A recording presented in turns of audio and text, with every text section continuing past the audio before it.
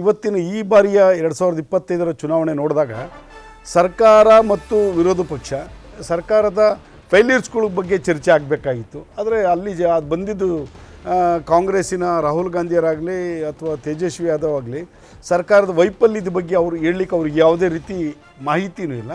ಮತ್ತು ಅದು ಬರಲಿಲ್ಲ, ಕೇವಲ ಓಟ್ ಚೋರಿ ಅನ್ನುವಂಥದ್ರ ಮೇಲೇ ರಾಹುಲ್ ಗಾಂಧಿಯವರು ತೆಗೆದುಕೊಂಡೋದ್ರು. ಫೇಲ್ಯೂರ್ಸ್ಗಳ ಬಗ್ಗೆ ಆಗಲಿ ಮತ್ತೊಂದಾಗಲಿ ಅವ್ರಿಗೆ ಮಾಡಲಿಕ್ಕೆ ಆ ಥರದ ಯಾವುದೇ ರೀತಿ ಅಂಶಗಳು ಅಲ್ಲಿರಲಿಲ್ಲ. ಡೆವಲಪ್ಮೆಂಟ್ಸ್ ಆಗಿದೆ. ಕರ್ನಾಟಕದ ಬಿಹಾರಿನ ಒಬ್ಬ ಹೈಕೋರ್ಟ್ ಜಡ್ಜ್ ಹೇಳ್ತಾರೆ, ಇದು ಬಿಹಾರ ರಾಜ್ಯನ ಜಂಗಲ್ ರಾಜ್ಯನ ಅನ್ನತಕ್ಕಂಥದ್ದು ಹೈಕೋರ್ಟ್ ಜಡ್ಜ್ ಬಾಯಿನಲ್ಲಿ ಬಂದಂಥ ಪದ. ಆದರೆ ಇವತ್ತು ಬಿಹಾರ ಯಾವ ರೀತಿ ಈಗ ತೇಜಸ್ವಿ ಯಾದವ್ ಅವರು ಒಂದು ಪೋಸ್ಟನ್ನು ಹಾಕಿದ್ದಾರೆ, ತಮ್ಮ ಸೋಷಿಯಲ್ ಮೀಡಿಯಾದಲ್ಲಿ ಒಂದು ಪೋಸ್ಟನ್ನು ಮಾಡಿದ್ದಾರೆ. ಮತ ಎಣಿಕೆ ಹೊತ್ತಲ್ಲೇ ತೇಜಸ್ವಿ ಯಾದವ್ ಅವರು ಒಂದು ಪೋಸ್ಟನ್ನು ಹಾಕಿರುವಂಥದ್ದು. ನಾಳೆ ಬರುವ ಸಾವು ಹಿಂದೆ ಬಂದರೂ ಹೆದರೋರು ಯಾರು ಅನ್ನುವಂಥದ್ದನ್ನು ಅವರು ಈ ಪೋಸ್ಟ್ನ ಮೂಲಕವಾಗಿ ಹೇಳಿದ್ದಾರೆ. ನಿಮ್ಮ ಸೈನಿಕರಿಗೆ ಎದಿಜೊಡ್ಡಿ ನಾನು ನಿಲ್ಲುತ್ತೇನೆ ಅನ್ನುವಂಥದ್ದನ್ನು ಕೂಡ ಬರೆದಿದ್ದಾರೆ. ಯುದ್ಧ ಭೂಮಿಯಲ್ಲೇ ಎಲ್ಲ ನಿರ್ಧಾರ ಆಗಲಿದೆ. ಇದು ತೇಜಸ್ವಿ ಯಾದವ್ ಅವರ ಪೋಸ್ಟ್ ಮೂಲಕವಾಗಿ JDUಗೆ ಯಾವ ಸ್ವರೂಪದಲ್ಲಿ ತೇಜಸ್ವಿ ಅವರು ಕೌಂಟರ್ ಕೊಡೋದಕ್ಕೆ ಪ್ರಯತ್ನವನ್ನು ಮಾಡ್ತಿದ್ದಾರೆ, ಅಥವಾ ಸೋಲಿನ ಸಂದರ್ಭದಲ್ಲಿನೇ ಸೋಲು ಅಥವಾ ಗೆಲುವಿನ ವಿಚಾರಗಳು, ಫಲಿತಾಂಶದ ಸಂದರ್ಭದಲ್ಲಿ ಸೋಲಿಗೂ ನಾನು ರೆಡಿ ಇದ್ದೀನಿ ಆದರೆ ಗೆದ್ದೇ ಗೆಲ್ತೀನಿ ಅನ್ನುವಂಥ ವಿಶ್ವಾಸವನ್ನು ವ್ಯಕ್ತಪಡಿಸುವಂತಹ ಒಂದು ಪ್ರಯತ್ನವನ್ನು ಕೂಡ ಅವರು ಮಾಡಿದ್ದಾರೆ. ಒಂದು ಶಾಯರಿಯ ಸ್ವರೂಪದಲ್ಲಿ ಈ ಪೋಸ್ಟನ್ನು ಹಾಕಿದ್ದಾರೆ. ಇಲ್ಲಿ ಬಿಹಾರದಲ್ಲಿ ಏನೋ ಮಾತು ಇದೆಯಲ್ಲ, ಅದು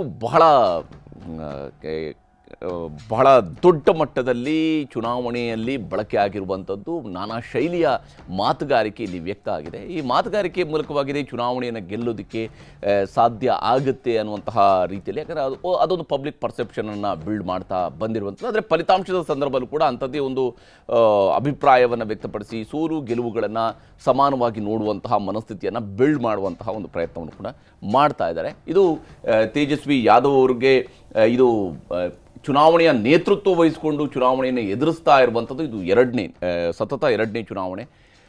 ಇಲ್ಲಿ ಒಂದು ತಮಾಷೆಯನ್ನು ಅಮಿತ್ ಶಾ ಅವರು ಮಾಡ್ತಾಯಿದ್ರು.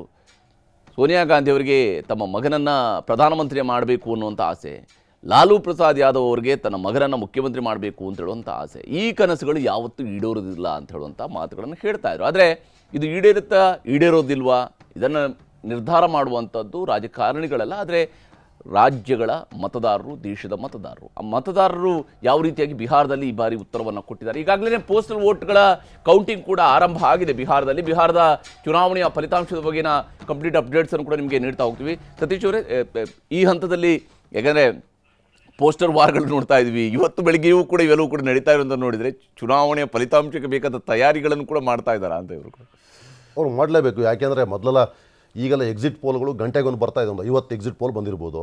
ಆದ್ದರಿಂದ ಅದನ್ನೆಲ್ಲ ಅವರು ಗಮನಿಸಿರ್ತಾರೆ ಮತ್ತು ಅವರಿಗೆ ಅವ್ರದ್ದೆಲ್ಲ ಫೀಡ್ಬ್ಯಾಕ್ ಬಂದಿರುತ್ತೆ. ಹೌದು, ಆದ್ದರಿಂದ ಅವ್ರು ಇದನ್ನೆಲ್ಲ ಮಾಡ್ತಾರೆ. ಒಂಥರ ಒಂದು ಹವಾ ಕ್ರಿಯೇಟ್ ಮಾಡಬೇಕಲ್ಲ, ಅದಕ್ಕಾಗಿ ಮಾಡ್ತಾ ಇದ್ದಾರೆ. ಎರಡನೇದಾಗಿ ಈಗ 10 ಗಂಟೆ ತನಕ ಬರೋವಂಥ ಟ್ರೆಂಡನ್ನು ಯಾರೂ ಸೀರಿಯಸ್ ಆಗಿ ತೊಗೋಬಾರ್ದು, ಗಂಭೀರವಾಗಿ.